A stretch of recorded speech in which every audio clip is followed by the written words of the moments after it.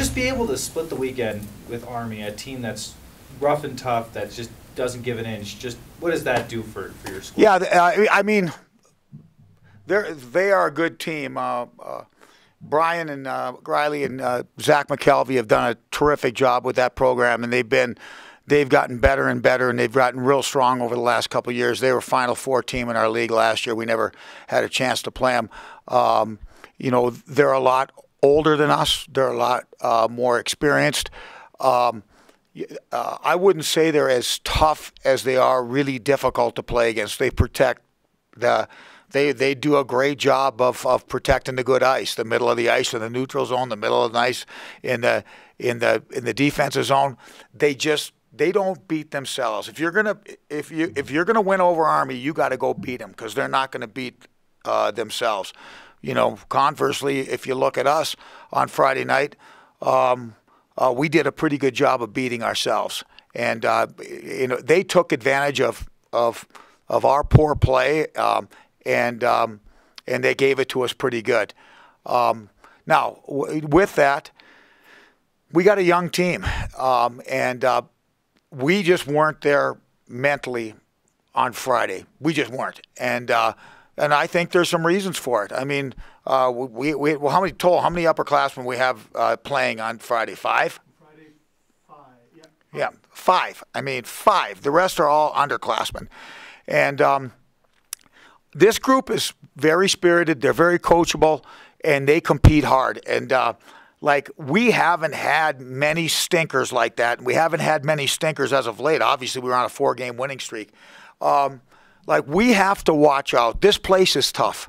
The Air Force Academy, it's tough. And we have a young team. It's really tough on freshmen and sophomores, like in regards to fatigue and getting worn down.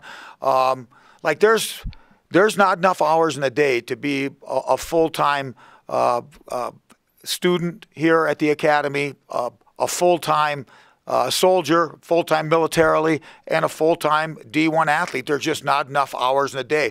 And sometimes it was a tough week in school, and I'm not making excuses, but we just weren't there mentally on Friday. And we've got to watch, we've really got to watch our guys and make sure that they're getting enough rest, because like I said, hey, this place wears everybody down, let alone a bunch of freshmen and sophomores. So I'm worried, concerned a little bit coming down the stretch. Big concerns for us is going to be managing practices, managing time, making sure that they're getting enough rest. Hey, rest is a weapon. Rest is a weapon, and if you don't have it, we were just not there. I was looking into some blank faces on Friday, and hey, Brian and Riley and I are good friends. We had a good chat after the game on Saturday, and he actually brought it up to me. He goes, "You know what, Frank?" He goes, "These games are easier. These Service Academy games, they're easier on the road." I mean, he goes, "We don't have to deal with much in regards to media and tickets, and because obviously both entities, like at West Point and here, we sell out, and there's just a lot going on, not just in the game, but all the things surrounding the game." And he goes, "Our players, we get them out, we get them in a hotel." He goes, "We're controlling their time, we're controlling their rest, we're controlling when they're eating." And I thought it was a great point by him. And but for us, I don't want to make excuses, but that performance on Friday was untypical of what you've seen from us as of late. And all I can say is it's tough. This is a tough place, and time management, especially for the freshmen and sophomores, is extremely difficult. And moving forward, Joe Doyle and I just had a long talk about it over the weekend. We are going to have to watch things, and we may have to take some extra days off. We never take 2 days off. We're taking today off. We took yesterday off. We're doing it for one reason. We could have maybe we're going to be a little less coached up on Friday, but hopefully, we're looking at some bright eyes, and we've got some guys out there playing with some real fire and some real energy. Because if we don't have that, we're in trouble. And to be honest with you, you can coach, but if you're mentally and physically fatigued coming down the stretch at this time of the year, you're destined to fail. Our only chance with our young, spirited group is to have bright eyes and legs on Friday and Saturday. In order to do that, like, we're going to have to, like I said, we're going to have to watch things. And I don't want to blame everything on, hey, this is where our kids go to school. This is where I work. This is the way it is. And it's the same at West Point and probably the same at Navy as well. Hey, because the minute you say something like that, you go out and have a stinker on Friday at Canisius, and people are going to say, well, what's wrong now, Frank? They have too much rest? I mean, like, so you got it. But no, it is a factor, and coming down the stretch here, you can overcome a lot. You can overcome a lot of mistakes if you've got bright eyes and energy. You can run down a lot of mistakes. You know what I'm saying? And this is. It is what it is, and there are no bad teams in college hockey. There are no bad teams. The transfer portal has taken care of that. All the mistakes, everybody's recruiting mistakes are quietly being flushed away, and everybody's filling in with transfers, and they're like I said, the mistakes are going away. The only ones that really are doing it the old-fashioned way, us, West Point, the Ivies, the rest of them. They're all deep, they're all old, and we're going to have to be on our best. We're going to have to be at our best to be able to win with consistency here. And Canisius, you're on the road this week. I believe, Cole, you guys won last game and lost last game against Canisius? Tied. Won and tied. Won and tied. Yep. Knowing that they're going to probably be the same type of tough team that you played earlier in the season, what do you expect this week Well, again, like, you can talk about Canisius, but like, this is about us. It's about us preparing for them. We know the animal. Like, they are a very skilled offensive. They're a very well coached team. They're a team that can score. They can score a lot of goals in a game, especially if you're not making good decisions, if you're not smart with the puck, you can be chasing the scoreboard in a hurry. So, as opposed to, like, to be honest with you, we're going to be preparing for everybody about the same. Are they going to have some things that we're going to have to watch? Do they have some players that we have to pay some special attention to, especially on the power play and that type of thing? Yeah. But the biggest thing for us, it's a lot of white noise if we start focusing too much and worrying too much about our opponent. Like, we have to take care of ourselves. We have to make sure our game plan is in place. We have to make sure we're rested and we're ready physically and mentally to go out and execute what we do. And if we do that, I really think that we've got more than just a good chance or a great chance every game. But this is about us. It's not about Canisius. And then the week after we come home, I don't know, who do we play then, RIT or whoever. Holy Cross, it doesn't really matter. We'll deal with that right now. And it's the way I've always coached. Like, 90% of what we do during the week is going to be about us. And then there's going to be a little bit, is there something with their goalie? Is there something with their special teams? Is there something on their forecheck that we can help our guys with out a little bit? But primarily, it's all about us. Coach, I see you're wearing one of your rings. Is that one of the conference championship rings? This is one of the conference championship rings. And actually, I'm a superstitious old goalie, and after we got whipped on Friday, I went into the closet and pulled out the ring that we won the championship game, the very first one against West Point, and I wore that sucker on Saturday. And I don't know if it was the reason we won, but it obviously didn't hurt. So I'm still wearing it. Yeah, I'm going to wear it until it goes bad, then I'm going to put another one on. And the good news is I got 7 options. Yeah. So that's the very first one you guys Very won. First one, yeah. What year was that, do you remember? 2007. Yeah, 2007, and we played West Point in the Atlantic Championship game, our first one. Then we went to the NCAA tournament, played Minnesota up in Denver. Yeah. I remember that. And you played them well. Yes, we did. We haven't had a bad game in the NCAA tournament. We haven't had a bad one. We haven't had a stinker there. Sure. So you know about the month of February and what it takes to be at your best going into March. Do you like the month of February? Or what I meant to say is, What's better, hockey in February or Valentine's Day? Hockey or Valentine's Day?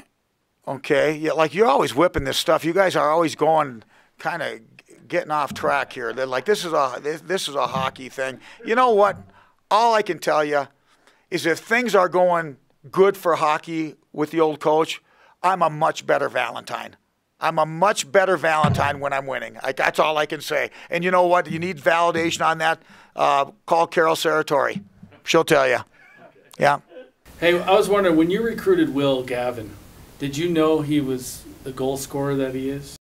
Yeah, and to be honest with you, like Andy and Joe, Joe did the lion's share of the work on Will. He had identified him. Joe was kind of at one point scouting, kind of. He was in charge of keeping tabs on players on the East Coast, and we knew, like, he's always been a scorer. Even the other teams out there, like they know that he can shoot the puck, that he's an offensive weapon. But the question marks that they had on Will are the same question marks we still have. You know, the backside of his game. He needs to become a better defensive player. He needs to be better on the wall in the breakout. He needs to be better away from the puck. He needs to play with more discipline. He's taken some bad penalties, but he can score. Like he can score goals. But he needs to also and scoring goals until they decide a different way to decide games. You got to score goals to win, so that's a valuable attribute.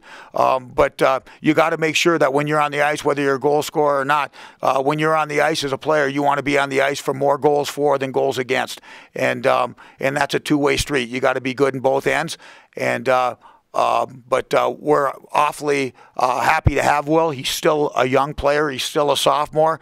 He shoots the puck. He shoots the puck better than any player I've ever coached at Air Force. And we've had some guys that could shoot the puck. Hey, Jock Lambrou could shoot the puck. Andy Berg could shoot the puck. And but they didn't shoot the puck like this guy shoots the puck. He shoots it like a high-level pro.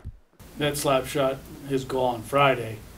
Do you guys measure like how fast that is? Is that something you look for, or is that just kind of you can just tell? I don't know if you need to measure. I mean, that thing was in the net. It might have when the goalie was going like this, it might have hit him in the back of the arm, bouncing back out of the net. That's how fast it went in the net. I mean, he can just matter of fact launch pucks. I mean, he's got a gift that you can work on your shot, make your shot a little bit better, but he's got a God-given gift in regards to being able to shoot like that. And but like I said, and we're glad we have him, and he's scoring some goals. He's scoring some big goals, but he's also he didn't play Saturday night. There was a reason he didn't play Saturday night.